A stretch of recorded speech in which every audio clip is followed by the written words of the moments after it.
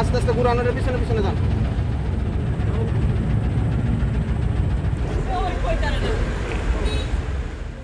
আমার ভাইয়ের যদি আরো 2-1 বছর যায় তাও আমি আশাবাদী, কারণ আমার ভাইয়ের হাড্ডি রে পাইলে আমি দেশে নিয়ে মাটি দিলে আমার বাবা মায়ের মনটা আত্মারা শান্তি পাইত। আমার বাইরে দইটা ঠেকায় গুলি করছে, শ্বাস করে মারতে পড়ে গেছে গা, তোমরা যাবাতে নাই গা।